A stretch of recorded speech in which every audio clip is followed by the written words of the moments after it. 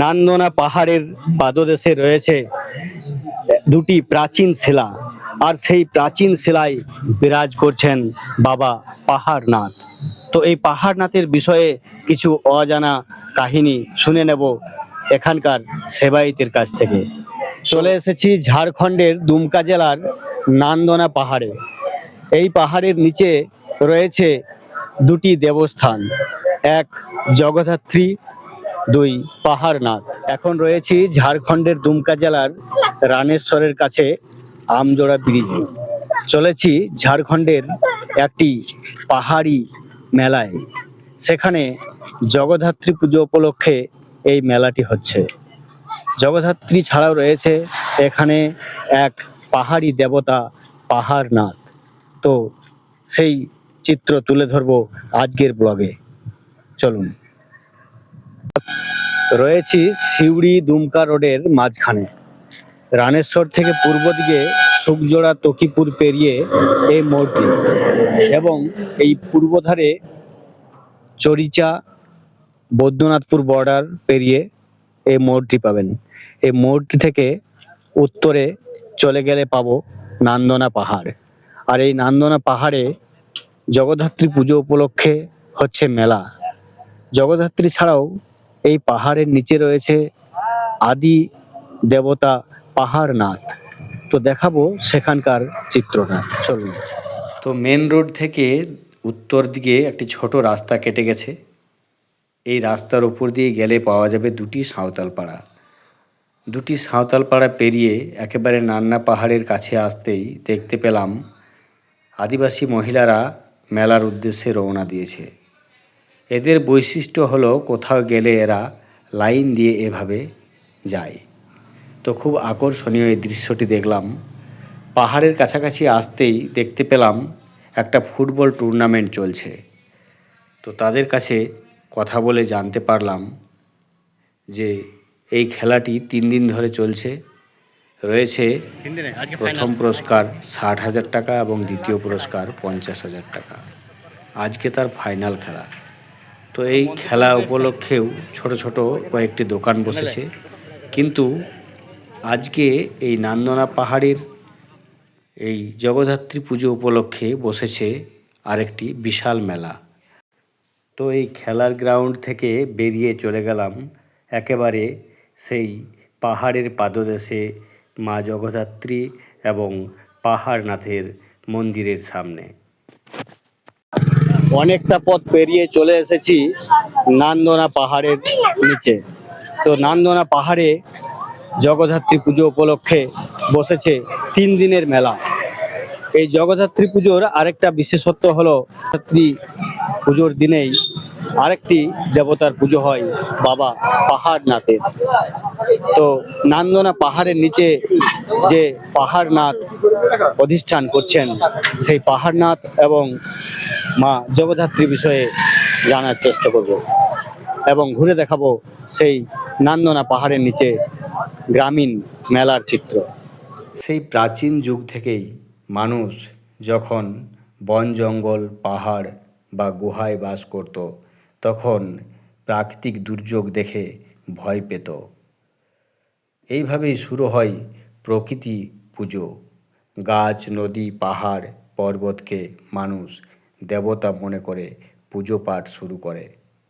পরবর্তীকালে আর্যদের আগমনের সাথে সাথে শুরু হয় পুরোহিতদের দাপাদাপি। তবুও অনার্য গোষ্ঠীর মানুষ সেই তখন থেকেই প্রকৃতির পুজো করে আসছে। তো এরকম অনেক প্রকৃতির পুজো, গাছ পাহাড় পর্বত ইত্যাদির পুজো, অর্থাৎ যে অপদেবতা, সেই অপদেবতাগুলি পরবর্তীতে কিভাবে দেবতার রূপ ধারণ করছে এবং বদলে যাচ্ছে পূজা পাঠ পদ্ধতি, এমনই দৃশ্যের খোঁজেই এই নানা মন্দির অপদেবতার স্থান খোঁজ করার জন্য ছুটে চলেছি। তো তেমনই একটি জায়গায় এসেছি। আর চলে এসেছি ঝাড়খণ্ডের দুমকা জেলার নান্দনা পাহাড়ে। এই পাহাড়ের নিচে রয়েছে দুটি দেবস্থান, এক জগদ্ধাত্রী, দুই পাহাড়নাথ। এই দুটো মন্দিরের পুজো বিষয়ে জেনে নেব এখানকার কমিটির দাদা ভাইদের কাছ থেকে এবং এই মন্দির দুটির সেবায়িতদের কাছ থেকে। তাদেরকে পেয়ে গেছি, তাদের কাছে জেনে নেব এই পুজো বিষয়ে। তো আমরা এখন যে জগদ্ধাত্রী মন্দিরের সামনে রয়েছি, তো এই জগদ্ধাত্রী মন্দিরের আপনি কি সেবায়িত? আচ্ছা, আপনার নাম?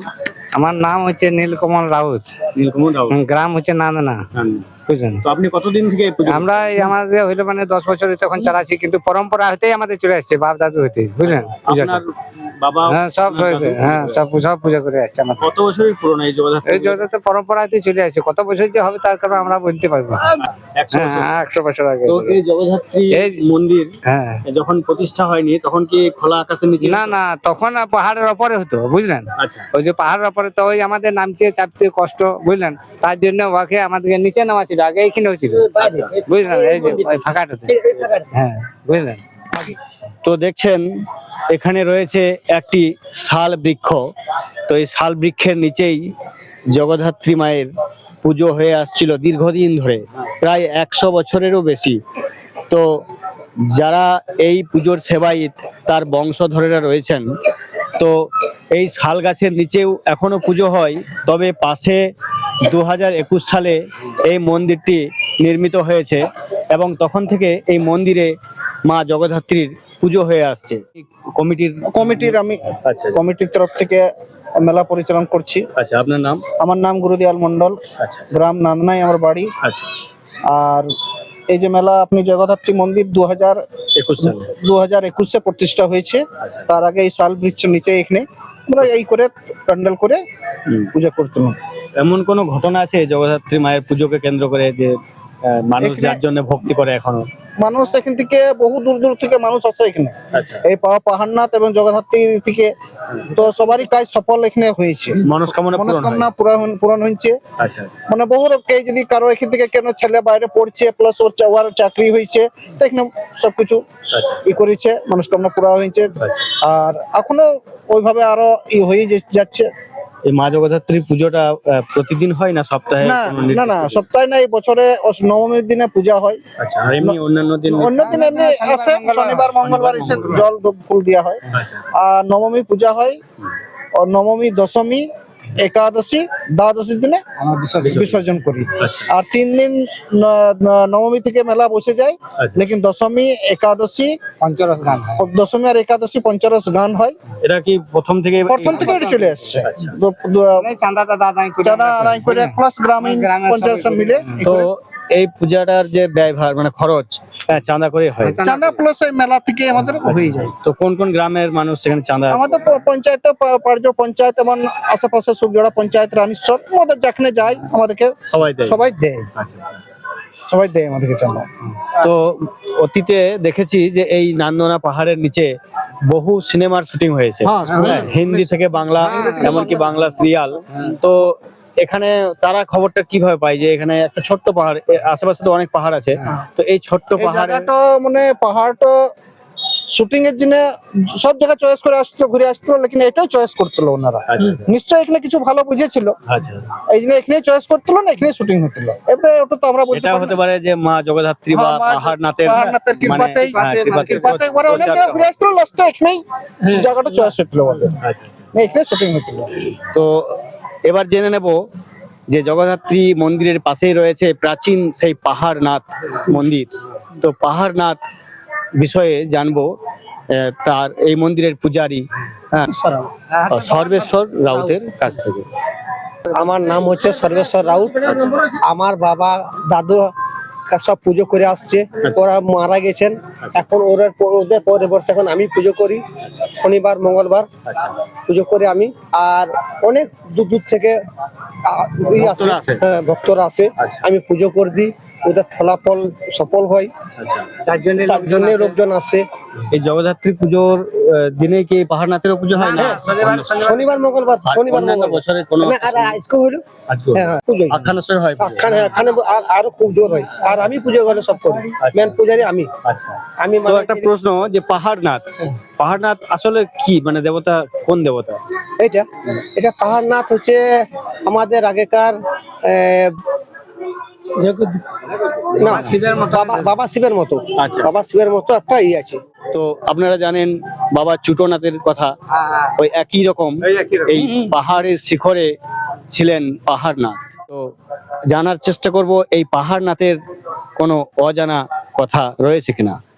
এখানে বলি হয়, পাঠা বলি কথা হয়। বলি হয় তার পাঠা বলি করে গিয়ে এখানে ওই পাঠারা নিয়ে যায় বাড়ি, না এখানে ওটা না আমরা বাড়ির ভিতরে বাইরে খাওয়া হয়, ভেতরে আচ্ছা। ছোটনাতে যেমন ওই ধরনের হ্যাঁ। যদি কেউ বাড়ি নিয়ে যায় না, তাহলে বাড়ি নিয়ে বাড়ির বাইরে বাড়ির বাইরে বাইরে মানে অথবা এর আশেপাশে মানে বাড়ি আছে না ঢুকে পাবে না।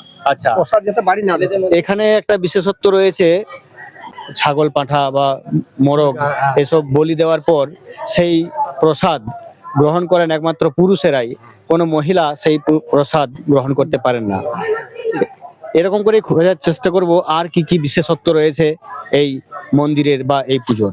নমস্কার, আপনি এই বাবা পাহাড়নাথ বিষয়ে কোনো ঘটনা যদি থেকে থাকে আপনি বলবেন প্লিজ। আগে আমার বাবা কাকা দাদুরা পূজা করতো, তখন তা পুজো করে নিয়ে কোনো জিনিস যদি ভুলে চলে যেত বাড়ি, তারপরে বলতো যা নিয়ে আনগা। তখন অনেকজনের যার খুব ক্ষমতা ছিল সে আসতো নিতে, তখন বাঘ দেখা দিত, বাঘে ঝাঁপাইতো লেজ বাড়াচ্তো, বলছে আমি যাবো না কোনো জিনিস নিতে। তখন বাঘ দেখা দিত, তারপরে চলে যেত, তারপর দিনে আবার দেখলাম যে জিনিসটা যেমন তেমন আছে, আবার নিয়ে যেতাম। আর তারপরে কোনো আমাদের বংশের মধ্যে কোনো কেউ যদি পালিয়ে যেত, এখান থেকে এই এই এই এই রাস্তা দিয়ে আর পেরোতে পারতো না। আচ্ছা। ও পেরোতেই পারতো না কোনো মতেই। তা এমন আছে যে কেউ বলছে মরে যাবো, গলা ধরে নেবো, সেও পারতো না, উল্টো দৌড় দিতে কি হয়ে যেত। আচ্ছা। সে আর কিচ্ছু করতে মানে পারতো না। বাঘের দেখা মিলত। বাঘ, হ্যাঁ। আচ্ছা, তাহলে কি তারপর- এখানে বাঘুত বলে যে দেবতা, তিনিও কি অধিষ্ঠান করেন? গর্জিত ডাকে, আমার বাবা দাদু আছে না, তো ডাকছো না, তা পারে বাঘ গর্জিত। মুরগা কাটে না, কোনো সময় মুরগা রূপে দেখা দিত, কোনো সময় ঘোড়া রূপে দেখা দিত। আচ্ছা, ঘোড়ার উপরে। এই ঘোড়া রয়েছে, আচ্ছা। 3 রূপের দেখা দিত। আচ্ছা। তো বাবা পাহাড়নাথের পুজোটা এই জগদ্ধাত্রী পুজোর সময় কি মূল পুজো, না অন্যান্য সময় হয়? না, অন্যান্য সময় হয়।